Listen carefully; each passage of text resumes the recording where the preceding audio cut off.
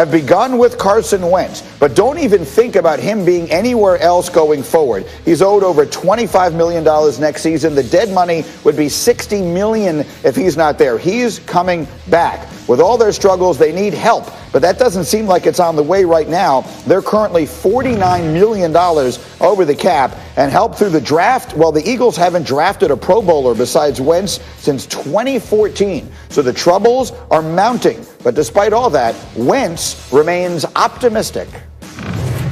You got to be introspective, kind of see where you're at with everything. But at the same time, my process with how I prepare, how I get ready, all of those things, that never changes. But at the same time, you do have to look at where you can get better, where you can improve, and what's maybe holding you back. I don't feel indecisive out there. There's times in every game, whether it's the past, whether I'm playing at a high level or struggling, whatever it is, you misplace. Every week I look at those and okay, how can I learn from it? How can I go forward? But as far as being decisive and trusting these guys, I know I can do a better job of that, and I plan to. All right, so we've talked so much about the Eagles this week, but I really wanted to bring it back with Lewis here because Lewis, of course, did the game Monday night for us on Monday Night Football. So you've just seen them up close and personal, Lewis. How would you put your finger on their problem right now? Well, I think, if you start small and then move outward, look, if you start small and you start with Carson, look, it's the expected plays that he's not making that are the most disappointing. The clean pocket throws that he's not making. The plays where there's simple reads and he's just missing open wide receivers that are giving them chances for explosive plays. Those are the things that are most disappointing to me and were most disappointing on Monday night to watch happen. Now, so there's a lot that really falls right on his lap as far as just the lack of execution. So he's going to have to go back and look at his process and look at how he is able to execute on game day and figure out what went wrong this year in particular. As far as everything else that is around him, look, there's been other teams that have dealt with offensive line injuries and offensive line, mishaps that have still been able to function at a relatively high level, at least high enough in order for them to win football games. The Eagles have not. They have just gotten bludgeoned, and Carson has bared the brunt of that. Offensive line has lost basically, 3/4 of it or 3/5 of the starting unit that was projected before the season. On the perimeter, they haven't drafted anybody who is really an explosive number one type of receiver, number one type of weapon. The draft failings have been huge. The defense bore the brunt of the offensive failings on Monday night. You saw how well that they played, but they just weren't able to hold up over the course of 3.5 hours or however long the game took. They're going to have to go back and reevaluate this entire process in Philadelphia, starting with Carson, but really looking at what have they done in order to fail organizationally that has put them in this position. And so, Shefty, then I turn to you because we pointed out earlier, Carson Wentz isn't going anywhere. The contract suggests he's definitively going to be their starting quarterback next year. So if it doesn't get better in this last month, what should we expect the fallout to look like? Well, listen, whenever you have the type of season that the Eagles have had, somebody is going to pay the price for that, right?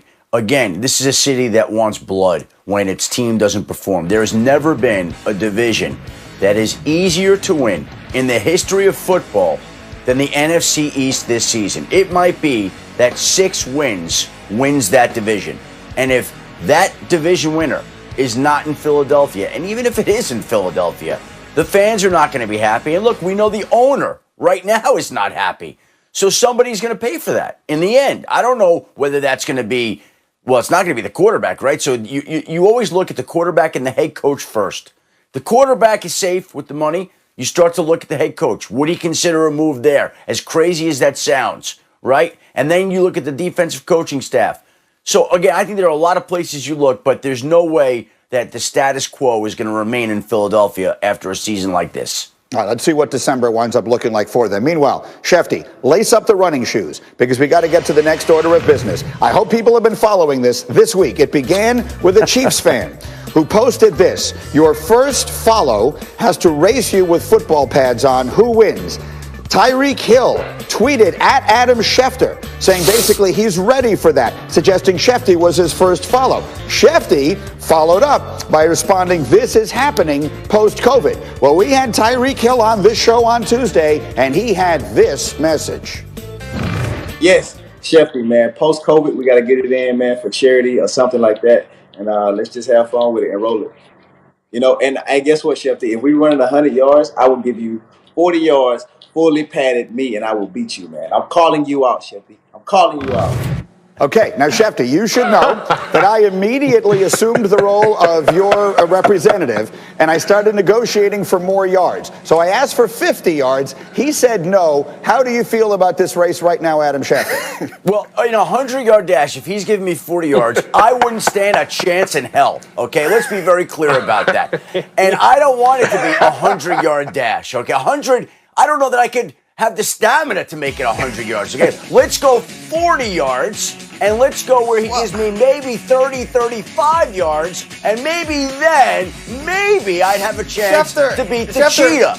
You only gotta run 60 yards. He's gonna give you 40, so you don't gotta run the whole 100. You run 60, he runs 100, and we're good to go. I believe in you, Adam. I think you can do it.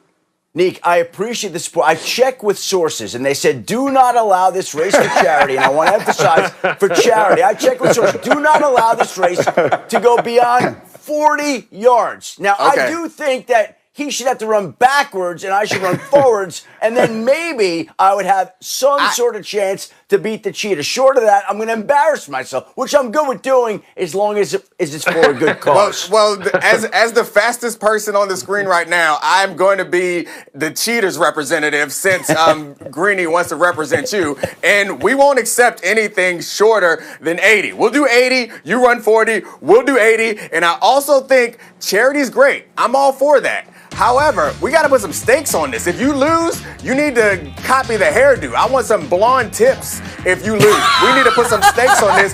You go with the cheetah hairdo, and the cheetah goes with the Schefter hairdo or something like that. We need some stakes. You guys can't just put it on charity. That's lazy. This is getting away from us here. Lewis, scout this out. Yes, what do you think?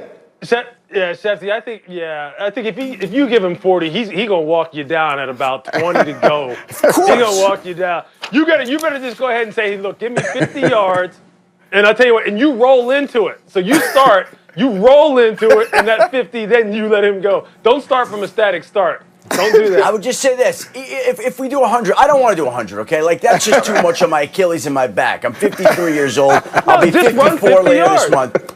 Okay, let me just say this, though.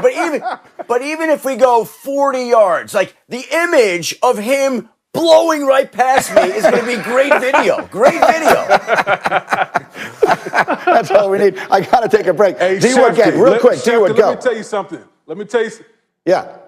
Listen, Shefty, we're built different, man. You're built like you're more like a lineman, okay? We're only built for like 10 yards. Okay, you guys aren't helping. You aren't helping. Lou and Woody, you're not helping.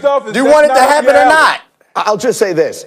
And if the one thing I didn't expect to hear in 2020 was, Shefty, you're built like a lineman. Okay, we'll take a quick break. As we continue, is Mike McCarthy really the right fit in Dallas? Why Jerry Jones says this is all a case of deja vu. Plus, not one, but two blockbusters in the NBA. Anthony Davis